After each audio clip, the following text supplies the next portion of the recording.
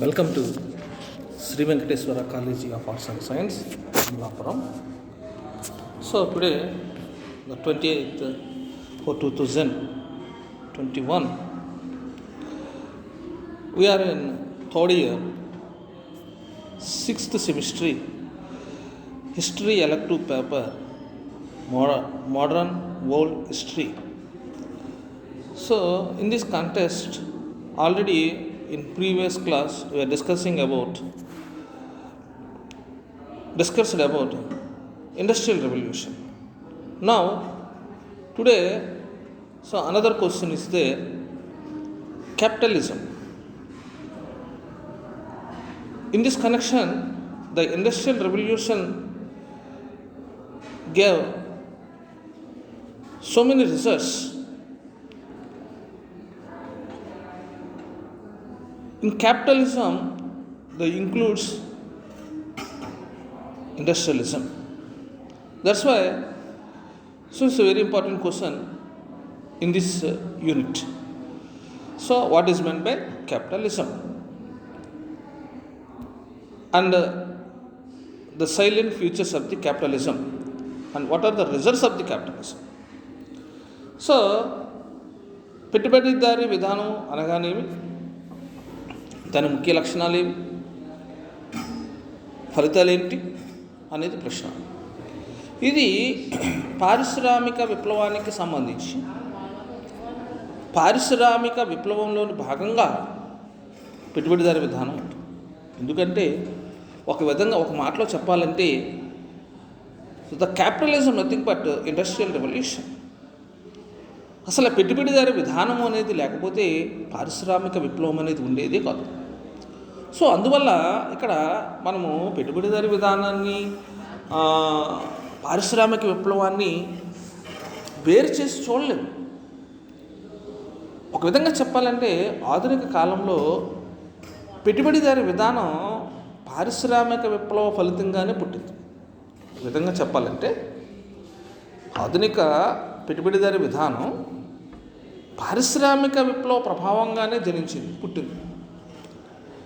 అసలు పెట్టుబడిదారీ విధానం అనేది లేకపోతే పారిశ్రామిక విప్లవం అనేది లేదు. అసలు పరిశ్రమల్లో నూతన యంత్రాల స్థానం లేదు.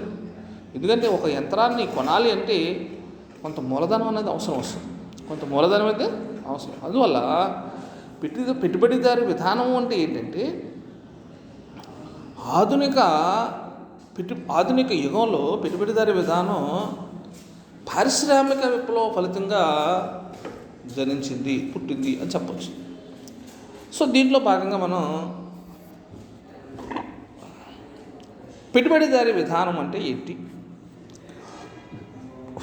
దానికి సంబంధించిన నిర్వచనాలు ఏంటనే దాని గురించి మనం చూద్దాం. ఇక్కడ ఒక ప్రముఖమైన వ్యక్తి JB హబ్సన్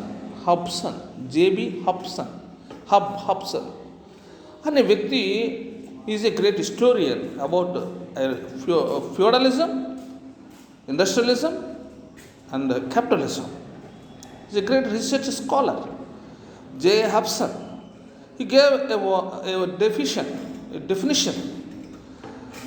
He introduced a definition about capitalism. So, what is definition of the capitalism is, capitalism is an organization of business upon a large scale by an employee or company of employers, processing an accumulable stock of wealth, where which to acquire raw materials and tools and hair labor, so as to produce an increased quality of a wealth, not health, wealth, which such constitute property. Constitute profit or property.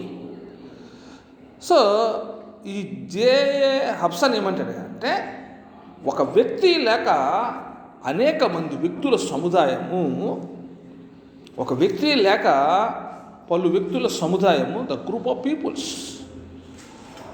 తమ సంపద ద్వారా ముడి సరుకులను యంత్రాలను కొని ముడి సరుకులను, యంత్రాలను కొని కార్మిక శక్తిని వినియోగించుకుని వస్తువుల్ని అధికంగా ఉత్పత్తి చేసి అంటే తమ దగ్గర ఉన్న సంపాదనతోటి, తన దగ్గర ఉన్న డబ్బుతోటి ముడి సరుకుల్ని కొని, యంత్రాలను కొని, కార్మిక శక్తిని ఉపయోగించుకుని, అంటే ద మ్యాన్ పవర్ అంటారు. అందుకే అక్కడ చూడండి, హెయిర్ లేబర్ అద్దెకి, వాళ్ళ సొంతం కాదు. సో కార్మిక శక్తిని వినియోగించుకుని వస్తువులను అధికముగా ఉత్పత్తి చేసి మార్కెట్లో ఆ ఉత్పత్తి అయిన వస్తువుల్ని మార్కెట్లో అధిక లాభార్జనకు విక్రయించటాన్ని ఏమంటారా అంటే పెట్టుబడిదారీ విధానము అని నిర్వచించాడు. Excellent definition. According to JB Hobson చెప్పినట్లుగా ఒక వ్యక్తి కానీ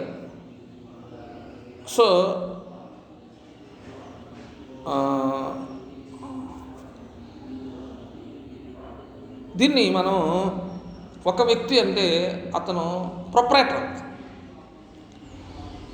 ద గ్రూప్ ఆఫ్ పీపుల్స్ అన్నప్పుడు ఇట్స్ అన్ ఆర్గనైజేషన్. అంటే కంపెనీ అనేది ఒకరి చేతుల్లో ఉండొచ్చు, బాగా అతనికి దగ్గరే మొత్తం డబ్బు అంతా ఉండి అతను ఒకటి పెట్టుకుంటాడు. The individual property, individual industry, ఓకేనా. అలా కాకుండా ఒక కంపెనీ అన్నది ద గ్రూప్ ఆఫ్ పీపుల్స్, కొంతమంది కలుస్తుంటారు.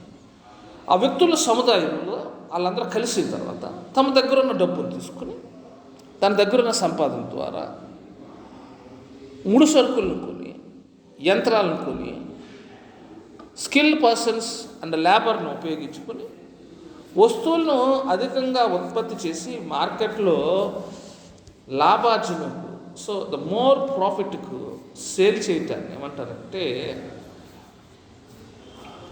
పెట్టుబడిదారీ విధానము అని అంటారు.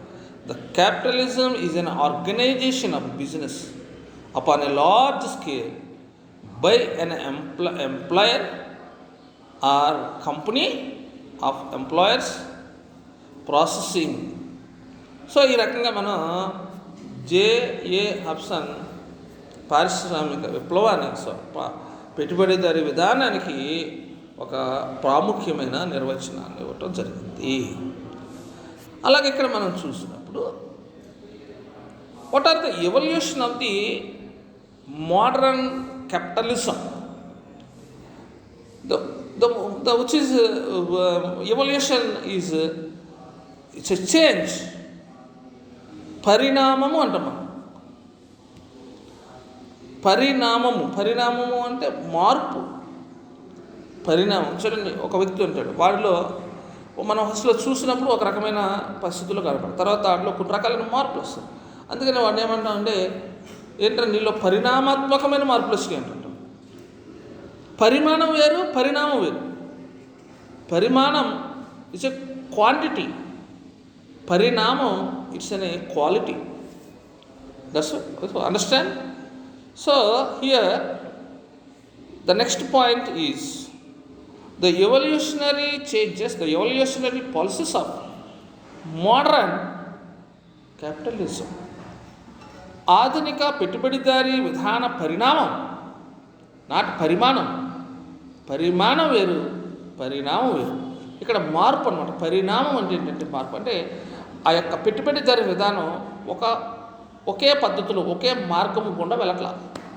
అది తన యొక్క స్థితిని ఏం చేస్తుందంటే మార్చుకుంటుంది. Change one steps to another step అంటే ఏంటనే దాని గురించి చూద్దాం. అది ఎలా మారింది, ఎలా పరిణామం చెందింది, దాని యొక్క పరిణామ పాలసీస్ ఏంటి అనే దాని గురించి మనం చూస్తాం. ఆధునిక పెట్టుబడిదారీ విధానం ఆకస్మికంగా పుట్టింది కాదు. It's not all of it sudden. The industrial revolution born all of it sudden. అది it's not an all of it sudden. ఎప్పుడైనా అంటే ఇది నిన్నో మొన్నో ఆధునికంగా లేకపోతే అట్లని కాదు. ఇది పురాతన కాలం నుంచి ఉంది. అయితే అది కాలక్రమేణా ఏమవుతుందంటే అది మార్పు చెందుతూ వస్తుంది. అందువల్ల ఇక్కడ ఆధునిక పెట్టుబడిదారీ విధానాన్ని గురించి చరిత్రకారులు ఏం చెప్తున్నారంటే, అది నిన్నో మొన్నో, లేకపోతే కార్ల్ మార్క్స్ గారు వచ్చిన తర్వాత, లేకపోతే ఒక లూయి బ్లాంక్ వచ్చిన తర్వాత, లేకపోతే ఒక ఆర్నాల్డ్ టాయిన్బీ వచ్చిన తర్వాత ఈ పారిశ్రామిక విప్లవం అనేది, లేకపోతే పెట్టుబడిదారీ విధానం అనేది పేర్లు రాలేదు పిచ్చలా. చాలా ఇష్టనే ఏన్షియంట్ టైమ్స్ నుంచి కూడా, ప్రాచీన కాలం నుంచి కూడా, గ్రీక్ దేశంలోనూ రోమ్ దేశంలోనూ ఈ పెట్టుబడిదారీ విధానం ఉంది. కానీ ఆ సామ్రాజ్యాలు పతనమైన తర్వాత, ఆ రోమన్ సామ్రాజ్యం అంతరించిన తర్వాత మధ్యయుగ ఉత్తరార్ధంలో, మధ్యయుగ ఉత్తరార్ధం అంటే ద లాటర్ మిడిల్ ఏజ్ అంటారు. ద లాటర్ మిడిల్ ఏజ్ తరువాత మధ్యయుగ ఉత్తరార్ధం ఎప్పుడైతే నగరాలుగా వెలిసాయో, అంటే the gap of the modern age and middle age, modern age and middle age అంటే మధ్యయుగానికి ఆధునిక యుగానికి మధ్య సంధికాలం అంటాం కదా. ఆ సంధికాలంలో ప్రపంచవ్యాప్తంగా నాగరీకరణ జరిగింది. నాగరీకరణ అంటే అర్బనైజేషన్ అంటారు ఇంగ్లీష్. అర్బనైజేషన్ అంటారు. ఆ అర్బనైజేషన్ అయిన తర్వాత జాతీయ రాజ్యాలు ఏర్పడటం వల్ల, సో మనం 5th సెమిస్టర్లో చదివాం నేషనల్ స్టేట్స్ అని. నేషనల్ అంటే జాతీయత, నేషనల్ అంటే జాతీయ. నేషనల్ స్టేట్ ఏర్పడింది. నేషనల్ స్టేట్ అంటే స్ట్రాంగ్, ద మొనార్కీ, సర్వాధికారాలు రాచేతులు, the collapse of feudalism. After collapse of feudalism, the rise of national states. So అందువల్ల ఇక్కడ ఏంటంటే మధ్యయుగం చివరిలో, ఆధునిక యుగ ఆరంభంలో ఎప్పుడైతే నాగరీకరణ అనేది ఏర్పడిందో, అర్బనైజేషన్ అనేది ఏర్పడిందో, అలాగే జాతీయ రాజ్యాలు అనేది ఏర్పడ్డాయో, నేషనల్ స్టేట్ అని ఏర్పడ్డాయో, వాణిజ్యం విస్తరించడం వల్ల ప్రాచీన కాలంలో ఆగిపోయిన పెట్టుబడిదారీ విధానం, ప్రాచీన కాలంలో ఎప్పుడో గ్రీకు రోమ్లో ఉంది ఇది. ఆ తర్వాత రోమన్ సామ్రాజ్యం పతనం అయిన తర్వాత పెట్టుబడిదారీ విధానం పోయింది. మళ్ళీ ఎప్పుడు ప్రారంభమైందంటే మధ్యయుగం చివరిలో ప్రారంభం. ఆ మధ్యయుగం చివరిలో, అంటే మధ్యలో ఆధునిక యుగ ఆరంభంలో నాగరీకరణ అనేది, అర్బనైజేషన్ అనేది, జాతీయ రాజ్యాల ఏర్పాటు అనేది, ఆ ఏర్పడటం వల్ల వాణిజ్యం విస్తరించడం వల్ల మరలా ఏమైందంటే పెట్టుబడిదారీ విధానం ఛాయలు ప్రారంభమైంది. The start of the industrial capitalism, so ఇలా ప్రారంభమైన తర్వాత అది ఆధునిక పెట్టుబడిదారీ విధాన పరిణామాలు అనేవి ప్రారంభం. ఈ ఆధునిక యుగానికి వచ్చేటప్పటికి ఈ పెట్టుబడిదారీ విధానంలో అనేక రకాలైన పరిణామాలు సంభవించాయి. ఎన్ని రకాలుగా మారింది ఈ పెట్టుబడిదారీ విధానం అంటే 3 రకాలుగా మారింది. ఏంటి ఆ 3 రకాలంటే, 3 దశలుగా ఇది పరిణామం చెందింది. పరిమాణము కాదు, పరిణామము. 3 రకాలుగా ఇది పరిణామం చెందింది. పరిమాణం కాదు, పరిణామం చెందింది. ఏంటంటే మొదట్లో ఇది ద్రవ్య పెట్టుబడిదారీ విధానంగా ఉండేది. ద్రవ్య పెట్టుబడిదారీ విధాన దశలో ప్రారంభమై వర్తక పెట్టుబడిదారీ విధానమై 19వ శతాబ్దంలో అదేమైందంటే పారిశ్రామిక పెట్టుబడిదారీ విధానంగా వర్ధిల్లింది. అంటే ఆధునిక యుగంలో ద క్యాపిటలిజం చేంజెస్ 3 స్టేజెస్. మొదటి దశ ద్రవ్య పెట్టుబడిదారీ దశ. ద మనీ క్యాపిటలిజం అంటారు దీన్ని. సెకండ్ ఈజ్ కమర్షియల్ క్యాపిటలిజం అంటారు. And last is industrial capitalism అంటారు. అంటే చివరగా అంతిమంగా ఇది దేనికి దారితీస్తుందంటే పారిశ్రామిక విప్లవానికి దారితీస్తుంది.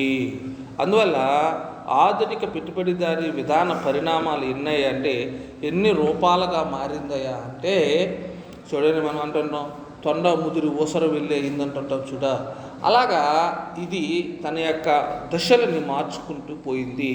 ఎన్ని దశలుగా మారిందయ్యా అంటే 3 దశలా మారింది. ఒకటి ద్రవ్య పెట్టుబడిదారీ దశ, రెండవది వర్తక పెట్టుబడిదారీ దశ, మూడవది పారిశ్రామిక పెట్టుబడిదారీ దశ. దీంట్లో మనం చూసినప్పుడు మొదటిదిగా ద్రవ్య పెట్టుబడిదారీ విధానం గురించి చూద్దాం. ద్రవ్య పెట్టుబడిదారీ విధానం గురించి చూద్దాం. దీంట్లో మనం చూసినప్పుడు ద్రవ్య పెట్టుబడిదారీ విధానం అంటే ఏంటంటే మనీ క్యాపిటలిజం పాలసీ అంటారు. మధ్య యొక్క భూస్వామ్య వ్యవస్థలో భూస్వాములు, కౌలుదారులు చెల్లించిన కౌలును తమ సుఖ సంతోషాలకి వినియోగించారు.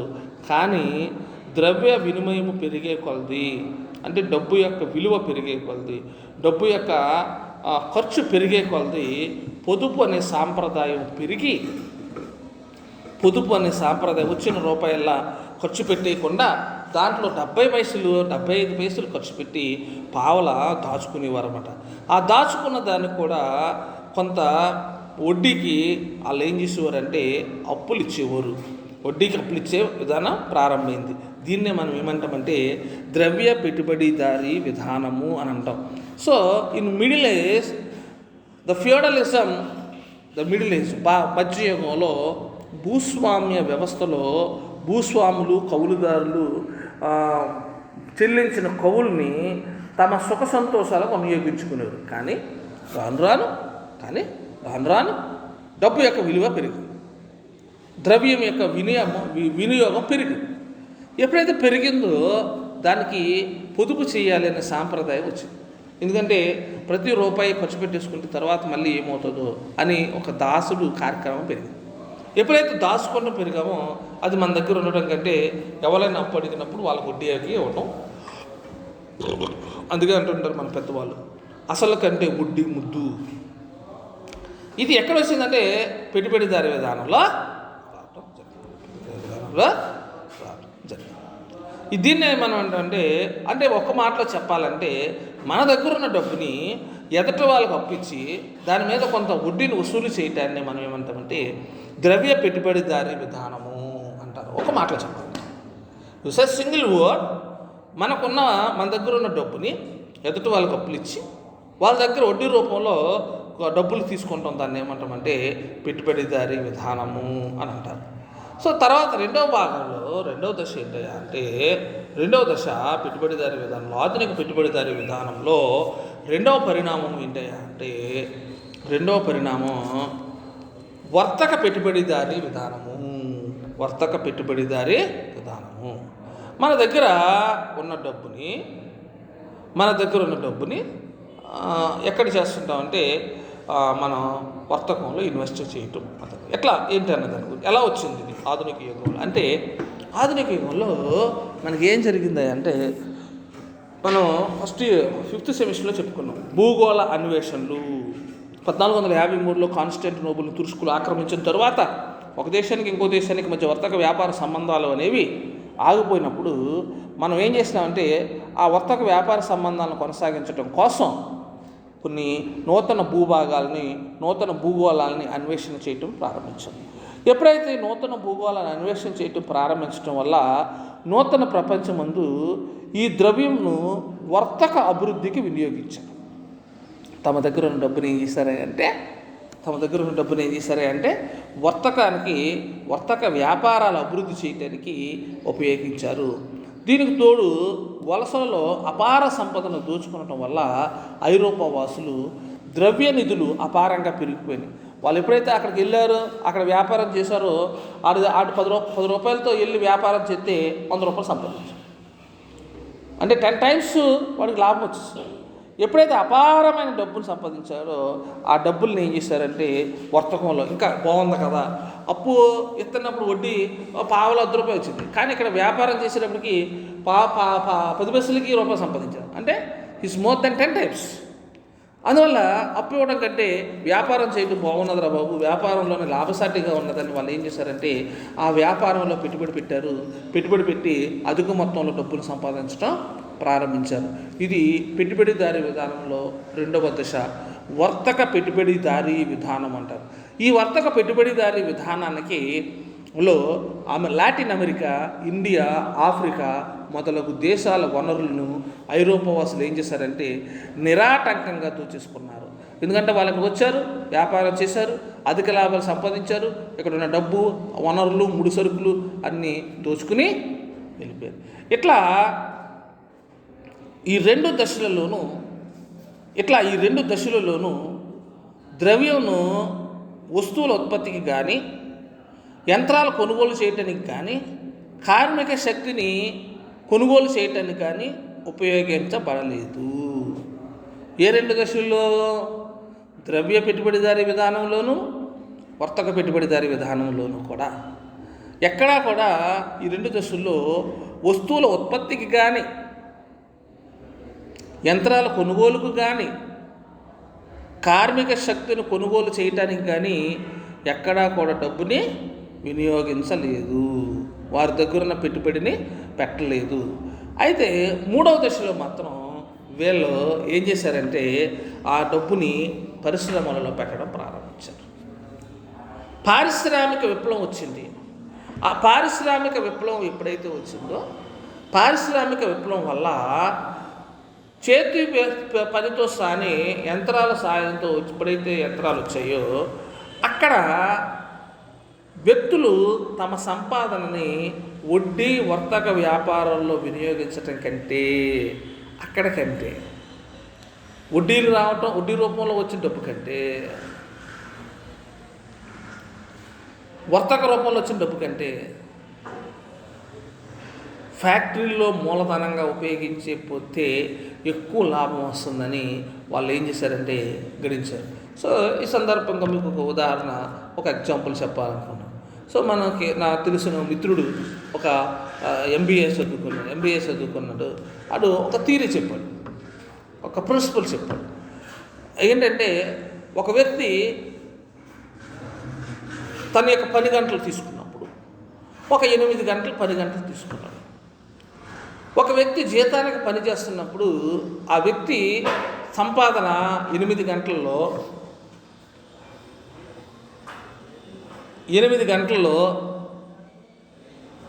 ఆ వ్యక్తి సంపాదన 8 గంటల్లో ఉదాహరణకి ఒక 100 రూపాయలు ఉంటే, అదే ఆ వ్యక్తి పనిచేసే కర్మాగారంలో, ఆ వ్యక్తి పనిచేసే పరిశ్రమ యొక్క యజమాని అదే టైంలో ఆ 8 గంటల టైంలో సుమారుగా ఆ రోజుకి ఒక 20,000 30,000 సంపాదిస్తాడు అని అన్నాడు. అలాగా ఈడు చేసేది 8 గంటలే, ఆడు చేసేది 8 గంటలే కదరా అంటే, ఆడు ఏం చేస్తున్నాడంటే అతని దగ్గర పనిచేసి అతను ఇచ్చే జీతం మీద ఆధారపడుతున్నాడు. కానీ ఈడు దగ్గర పనిచేసే ఆ ఫ్యాక్టరీలో 20 మంది ఉన్నారనుకోండి, ఆ 20 మంది ఉత్పత్తి చేసే వస్తువులు అమ్మితే వాడు 20,000 అంటే ఆడి ఆదాయం 20 రూపాయలలో వస్తుంది, 20 రూపాయలలో వస్తుంది. కానీ పనిచేసే వ్యక్తికి 1 రూపంలోనే వస్తుంది. సో అలాగే ఇక్కడ పెట్టుబడిదారీ విధానము ఎందుకు పారిశ్రామికీకరణ అయ్యింది అనంటే, పెట్టుబడిదారీ విధానం ఎందుకు పారిశ్రామికీకరణ అయ్యిందంటే, వడ్డీకి ఇచ్చిన వర్తకం చేసిన అంత లాభాలు రావు. మరి దేనివల్ల వస్తాయి అని అంటే, పరిశ్రమల్లో పెట్టడం వల్ల అధిక లాభాలు వస్తుంది అనేసి వాళ్ళు గ్రహించారు. అందుకని మూడవ విధానంలో పెట్టుబడిదారీ విధానం దీంట్లో ప్రారంభమైందంటే పారిశ్రామికీకరణలో ప్రారంభమైంది. ఈ పారిశ్రామిక విప్లవం వల్ల వ్యక్తులు తమ సంపదను వడ్డీ వర్తక రూపాలలో వినియోగించటం కంటే ఉత్పత్తికి మూలధనంగా వినియోగించుట లాభసాటి అని గ్రహించారు. ఇట్లా సంపదను ఏం చేశారంటే ముడి సరుకులు, యంత్రాల కొనుగోలుకు, కార్మిక శక్తిని వినియోగించుకోవటానికి, వస్తువుల ఉత్పత్తికి వినియోగించుకున్నారు. ఈ వస్తువుల్ని మార్కెట్లో అధిక ధరలకు అమ్మి విపరీతమైన లాభాలు గడించారు. మరలా ఇట్లా వచ్చిన డబ్బుతోటి మళ్ళీ లాభాలని పొదుపుని చేసి తిరిగి యంత్రాలని ముడిసరుకుని కొని కార్మిక శక్తిని ఉపయోగించుకుని వస్తువులను ఉత్పత్తి చేసి ఆ వస్తువులను మళ్ళీ మార్కెట్లో అమ్మి మళ్ళీ అధిక ధరలకి అమ్మి మళ్ళీ అధిక లాభాలను పొందారు. ఇది ఇస్ ఏ కంటిన్యూ ప్రాసెస్. దీన్నే మనం ఏమంటామంటే పారిశ్రామిక పెట్టుబడిదారీ విధానము లేక ఆధునిక పెట్టుబడిదారీ విధానము అని అంటాం. ఈ దశకి ఇప్పటి వరకు అయితే నాకు తెలిసినంత వరకు according to my knowledge and great historians and scholars ఈ దశ అంతం అవ్వలేదు. ఈ దశ కొనసాగుతుంది. ఏ విధానంలో అంటే పెట్టుబడిదారీ విధానం అనగా ధనార్జనకు అంతం లేదు. ఇది ఆధునిక యుగంలోని పెట్టుబడిదారీ విధాన పరిణామాలు. ఎన్ని పరిణామాలు జరిగినాయి అంటే 3 రకాలైన పరిణామాలు జరిగినాయి. ఏంటి ఆ 3 రకాలంటే మొదటిది ద్రవ్య పెట్టుబడిదారీ విధానము, రెండవది వర్తక పెట్టుబడిదారీ విధానము, మూడవది పారిశ్రామిక పెట్టుబడిదారీ విధానము. సో మనం దీని యొక్క లక్షణాలు ఏంటి? పెట్టుబడిదారీ విధానం. What are the silent features of the capitalism? What are the silent features of the capitalism? So the first point is the ముఖ్య లక్షణాల్లో మొట్టమొదటి ముఖ్య లక్షణం ఏంటంటే ఇందులో పెట్టుబడిదారు కార్మికులు అనే 2 వర్గాలు ఉంటాయి. దీంట్లో పెట్టుబడిదారులు కార్మికులు అనే 2 వర్గాలు ఉంటాయి. పెట్టుబడిదారులు లేక యజమానులు సంపదను వినియోగించి ఆదాయాలను ఆర్జించి మరింత సంపదని పొందుటే వారి ధ్యేయం. ఇదే చెప్పాను కదా, ఇందాక మీకు ఉదాహరణ చెప్పాను. ఆడొక ఫ్యాక్టరీలో పనిచేస్తే ఆడు రోజుకు 300-200 సంపాదిస్తాం.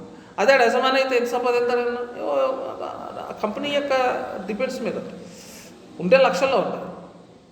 చూడండి, ఇప్పుడు అనిల్ అంబానీ గారి యొక్క రోజు ఆదాయం ఏదో మొన్న అనౌన్స్ చేశారు, కొన్ని కోట్ల రూపాయల ఆదాయం. ఎట్లా వచ్చింది? How it is?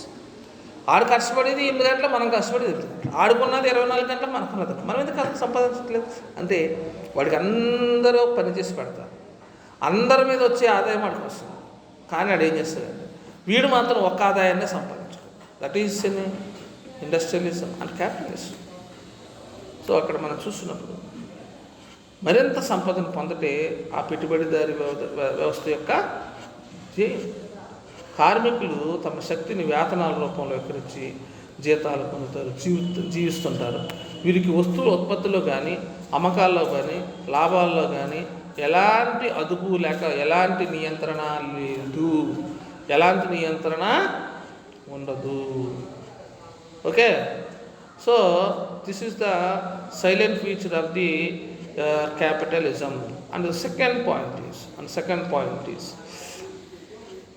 ఉత్పత్తులు అధిక పరిమాణంలో ఉంటాయి. ఎక్కువ పరిమాణం, ఇది పరిమాణం అంటే quantity. The product of quantity is high. ఈ ఉత్పత్తిదారుల వినియోగానికి కాక లాభార్జనకి, ధనార్జనకి ఉపయోగం. కనుక మార్కెట్లో కూడా పెట్టుబడిదారీ విధానంలో అనేక అంశాలు ఉన్నాయి. స్థిరమైన మూలధనం ముడి సరుకుల యంత్రాల కార్మిక శక్తి కొనుగోలుకు ఉత్పత్తిదారుల కొరకు వినియోగించబడుతుంది. 3వ లక్షణం ఏంటి అంటే స్థిరమైన మూలధనం ముడి సరుకుల యంత్రాల కార్మిక శక్తి కొనుగోలుకు ఉత్పత్తుల కొరకు వినియోగించబడుతుంది. 4వ పాయింట్గా మనం చూసినప్పుడు 4వ ముఖ్య లక్షణం ఏంటంటే సంపదను ఉపయోగించి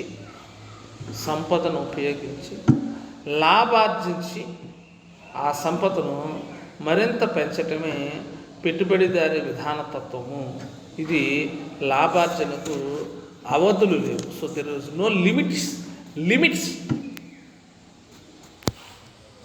గెటింగ్ మనీ, మోర్ మనీ. ఒక అవధి అనేది లేదు. It's not a limit. And next point, సాధారణంగా పెట్టుబడిదారులు తమ సంపదని విలాసాలకు వెచ్చింపరు. ఆడు సంపాదించిన ప్రతి పైసా తీసుకెళ్ళి బీరువాలో పెట్టి దాచేస్తుంటాడు. దాన్ని మళ్ళీ ఇన్వెస్ట్ చేయడానికి ప్రయత్నిస్తుంటాడు. అంతేగాని ఇందులు వినోదాలు కాలక్షేపం చేయటానికి ఈ సంపదను కూడబెట్టి ఆనందాన్ని పొంది ఆ సంపదను మరింత పెంచడానికి వినియోగిస్తారు. ఆ సంపదను కూడబెట్టారు. వాళ్ళకి ఏంటంటే వాళ్ళ ఆశ, నేను రీసెంట్గా ఎవరో ఒక ఆయన అన్నాడు, ఎవరో ఒక అతను చెప్తున్నాడు ఏంటంటే, వీళ్ళు తీసుకెళ్తారు కానివ్వండి, ఆ డబ్బుని కూడబెట్టడంలోనే వాళ్ళు ఆనందం పొందుతారు, కానీ దాన్ని ఖర్చు పెట్టడంలో ఆనందం పొందరండి మాస్టర్ అంటున్నాడు. నాకు ఆశ్చర్యం వేసింది. నిజమే, ఆలోచించేటప్పటికి నిజమే కదా. వీళ్ళు సంపాదించిన సంపాదన అంతా కూడా కూడగట్టడానికే చేస్తారు, కానీ కనీసం ఏ రకమైన ఎంజాయ్మెంట్ లేకోకుండా వీళ్ళు ఎలా జీవించేస్తారని అప్పుడు నాకు ఈ పాఠం చదివినప్పుడు, ఈ పాఠం చూస్తున్నప్పుడు అర్థమైందనట. నిజమే కదా, ఈ పెట్టుబడిదారులు తమ సంపదని ఎక్కడా కూడా విలాసాల్లో ఖర్చు పెట్టడానికి ఎప్పుడు ఇష్టపడరు. ఏంటి వాళ్ళు ఎలా ఆనందం పొందుతారంటే, వాళ్ళు ఆ సంపదని కూడబెట్టడంలో, ఆ సంపదని ప్రిసర్వ్ చేయటంలోనే వాళ్ళు ఆనందం పొందుతారు తప్ప దానికి వచ్చిన సంపదని ఎక్కడైనా విందులు వినోదాలు లేకపోతే టూర్లు ఇట్లాంటివి వెళ్ళాలి అనే ఆలోచన కూడా వాళ్ళకి రాదు. మరి ఏంటి వాళ్ళ ఆనందం, వాళ్ళ హ్యాపీనెస్ దేంట్లో ఉందంటే ఆ సంపదను ఇంకా రెట్టింపు చేయటంలోనే వాళ్ళకి ఆనందం పొందుతారు. ఆ సంపదను మరింత పెంచటంలోనే వాళ్ళు కాలాన్ని నిమగ్నం చేస్తారు, కాలాన్ని వినియోగిస్తారు, డబ్బుని వినియోగం చేస్తారు. తర్వాత మనం చూసినప్పుడు దీని యొక్క ఫలితాలు ఏంటంటే, పెట్టుబడిదారీ విధానం యొక్క ఫలితాలు ఏంటయ్యా అంటే, ఇవన్నీ ముఖ్య లక్షణాలు, పైన చెప్పిన 5 పాయింట్లు ముఖ్య లక్షణాలు. ఫలితాలు ఏంటయ్యా అంటే, ఆ పెట్టుబడిదారీ విధానం యొక్క ఫలితాలు ఏంటయ్యా అంటే, అధిక ఉత్పత్తుల వల్ల ప్రపంచవ్యాప్తంగా ఆర్థిక పురోగతి జరిగింది. So it's a very important result. ఎందుకంటే మనకి ఇన్ కేస్ పెరుగుతున్న జనాభా ప్రకారం ఉత్పత్తులు లేకపోతే మనకి కొంతవరకు కరువు కాటకాలు రావటం. అన్ఫార్చునేట్లీ ఇన్ మోడర్న్ ఏజ్ ఎప్పుడైతే పారిశ్రామిక ఎప్పుడు వచ్చిందో, అలాగే పెట్టుబడిదారీ విధానం అనేది ప్రారంభమైందో, దానిలో భాగంగా మనకి ఉపయోగపడింది ఏంటంటే, అధిక మొత్తంలో ఉత్పత్తుల వల్ల ప్రపంచవ్యాప్తంగా ఆర్థిక పురోగతి జరిగింది. రెండో పాయింట్ ఏంటంటే, దేశీయ విదేశీ వ్యాపారం విస్తరించి పెట్టుబడిదారులతో పాటు వ్యాపారులు కూడా ఐశ్వర్యవంతులయ్యారు. సో ద సైమెంటైన్లీ కేవలం అక్కడ ఫ్యాక్టరీలో ఉన్న వాన్సే వాళ్ళతో పాటుగా ఉడతాబత్తిగా అక్కడ తయారైన వస్తువులను అమ్మే వ్యాపారులు కూడా బాగా డబ్బుని సంపాదించారు. అంటే ధనం కొద్దిమంది వ్యక్తుల చేతుల్లో కేంద్రీకృతం అయింది. ఇక మూడో పాయింట్గా మనం చూసినప్పుడు, ఆఫ్రికా ఖండంలోని నీగ్రోలను వ్యవసాయ క్షేత్రాలలో పరిశ్రమల్లో వినియోగించుకున్నారు. క్రమేణా ఇది బానిస వ్యాపారానికి దారితీయటం జరిగింది. అంటే మనం ఇక్కడ మూడవ ఫలితంగా మనం చూసినప్పుడు, పెట్టుబడిదారీ విధానం వల్ల వచ్చిన ఫలితాల్లో మూడవ ఫలితం ఏంటంటే, ఇట్స్ అన్ బ్యాడ్ రిజల్ట్. ఇది పై 2 ఫలితాలు మంచిగా సరే, మూడవది ఏంటంటే బానిస వ్యాపారానికి దారితీస్తుంది. నాలుగవదిగా మనం చూసినప్పుడు, విదేశీ సంపదను దోచుకునే ధ్యేయంతో ఉండడం వల్ల అమెరికాలోని ఇంకా అజ్టెక్ అనే నాగరికతలు అంతరించడానికి దోహదం చేశారు. 1500 సంవత్సరాల వరకు అమెరికా అనే ఖండం ఉందని ఎవరికీ తెలియదు. మొట్టమొదటిసారిగా అమెరికా వెచిపూచి అనేవాడు అమెరికా ఖండానికి వెళ్ళిన తర్వాత అక్కడ అమాయకమైన ఈ నాగరికులు ఉండేవారు. ఇంకా అనే అమాయకమైన నాగరికులు, రెడినెన్స్ అనే అమాయకమైన నాగరికులు, అజటెక్ అనే అమాయకమైన నాయకులు ఉండేవారు. వీళ్ళందరూ అక్కడికి వెళ్ళిపోయారు. ఐరోపా వాసులు అందరూ అక్కడికి వెళ్ళిపోయి అక్కడ ఉన్న అమాయక ప్రజలను చంపేసి ఆ ప్రాంతాన్ని ఆక్రమించుకున్నారు. దానివల్ల అమెరికాలో ఉన్న పురాతనమైన నాగరికతలు అంతరించిపోయాయి. దేనివల్ల అంటే పెట్టుబడిదారీ విధానం వల్ల. ఐదవ ఫలితం ఏంటంటే, తమ వలసలలో పరిశ్రమలు స్థాపించడం వల్ల వలస వారి సంరక్షణకు, తమ పెట్టుబడుల సంరక్షణకు ఐరోపా రాజ్యాలు సామ్రాజ్యవాదాన్ని కొడిగట్టాయి. అంతర్జాతీయ సంఘర్షణ దారితీస్తుంది. అవును, వీడి దగ్గర బాగా డబ్బు ఉంది, వేరే దేశాన్ని ఆక్రమించేసుకున్నాడు, దాంతో ఆ దేశాల్లో స్వేచ్ఛ పోయింది, స్వాతంత్రం పోయింది, వాళ్ళు తిరుగుబాటు చేయడం జరిగింది. ఉదాహరణగా మనం చూసినప్పుడు ఇంగ్లాండ్ దేశం మన భారతదేశాన్ని ఆక్రమించింది. ఇలాంటి రకాలైన ఫలితాలు రావడం. చివరగా మనం చూసినప్పుడు కార్మిక సంక్షేమాన్ని విస్మరించడం వల్ల దాంట్లో పనిచేసే కార్మికులకి యోగక్షేమాలు పట్టించుకోకపోవటం వల్ల ఈ పెట్టుబడిదారులు ప్రపంచవ్యాప్తంగా కార్మిక అశాంతి నెలకొంది. తద్వారా మార్క్స్ సిద్ధాంత ప్రభావానికి లోగునయ్యి ప్రపంచ కార్మికులారా ఏకం కండి అని నినాదాలు రావడం జరిగింది.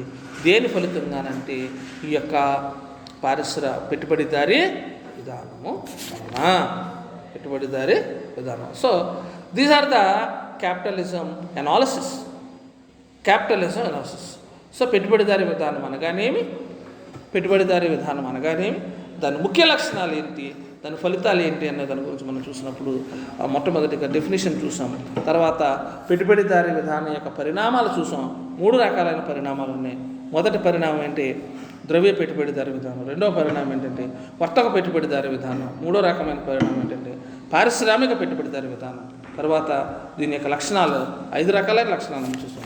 అలాగే ఫలితాలని 6 రకాలైన ఫలితాలని మనం చూడటం జరిగింది. ఓకేనా? So this is a important question. Okay,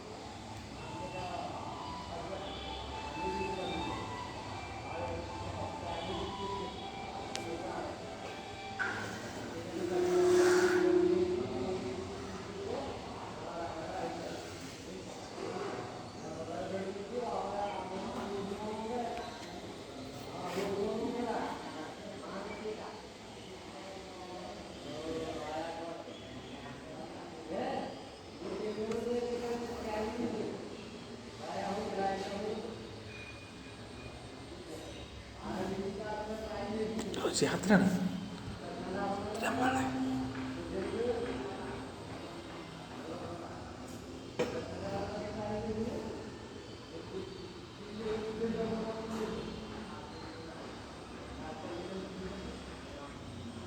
hostel తరపు పొందారు.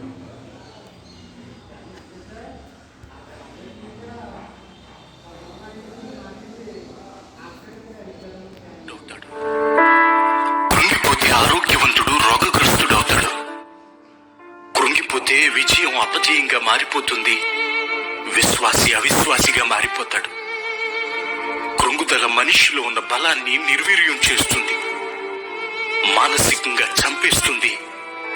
యుద్ధంలో చేతులెత్తేసేలా, ఓటమి ముందు చేతులు కట్టుకుండేలా, కళ్ళ నిండా కన్నీరు నిండేలా చేస్తుంది. మిత్రమా, అలా కృంగిపోతే ఎలా? ఎన్నిసార్లు విన్నావు యోబు చరిత్ర? సర్వం కోల్పోయినా, కన్నబిడ్డలే దూరమైనా, ఒంటిలో రోగమే బలహీనపరిచిన, కట్టుకున్న భార్య నీరుగార్చిన, గుండెల్లో ధైర్యం తగ్గలేదు, మనస్సులో విశ్వాసం తగ్గలేదు, తాను నమ్మిన దేవునిపై ప్రేమ తగ్గలేదు, భవిష్యత్తుపై నిరీక్షణ తగ్గలేదు. కారణం, తన దేవుడు సజీవుడని, విమోచకుడని, తన నిరీక్షణకు ఆధారమని తెలుసు. కాబట్టి మిత్రమా, యోబు దేవుడే నీ దేవుడైతే ఎందుకు కృంగిపోతున్నావు? శత్రువైన గొలియాతును చూసిన సౌలులా, ఎర్ర సముద్రాన్ని చూసిన ఇశ్రాయేలీయుల్లా కృంగిపోతే ఎలా? శత్రువు బలాన్ని చూస్తే అది నిన్ను బలహీనపరుస్తుంది. శత్రువు ఆయుధాన్ని చూస్తే కృంగిపోతావు. మిత్రమా, ఆయుధం కన్నా ఆయుష్నిచ్చిన వాడు గొప్పవాడు. సమస్య కన్నా నిన్ను సృజించిన వాడు గొప్పవాడు. అన్నిటికంటే లోకంలో ఉన్నవానికంటే నీలో ఉన్నవాడు గొప్పవాడు. అందుకే కృంగుదల నుండి కృపగల దేవుని హస్తాల్లోనికి రాగలిగితే, బలహీనపరిచే ఆత్మ నుండి బలవంతుడైన దేవుని బాహులోనికి రాగలిగితే, ఈ క్షణం ఈ స్థితిలో దేవుని బట్టి ధైర్యం తెచ్చుకోగలిగితే నీవు కోల్పోయిన ఆస్తిని మరలా పొందుకుంటావు. నీవు కోల్పోయిన సమృద్ధిని మరలా సంపాదించుకోగలుగుతావు. నీవు కోల్పోయిన కుటుంబాన్ని మరలా చేరుకోగలుగుతావు.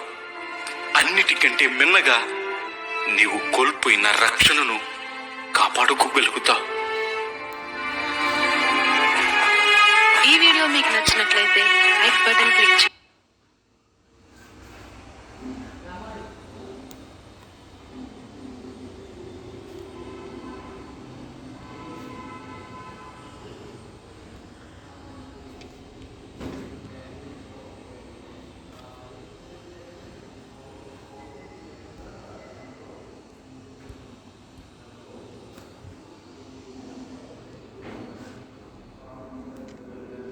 ఎంత దీనా ఓ యేసయ్యా, ఈ చలనం ఎంత దయనీయమో.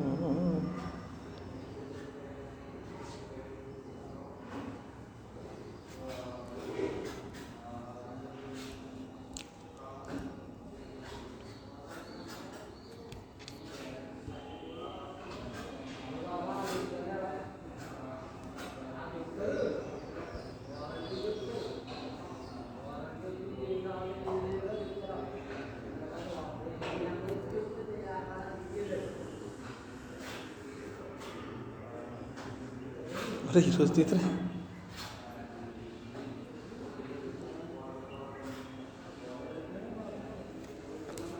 ఈరోజు తీయకుండా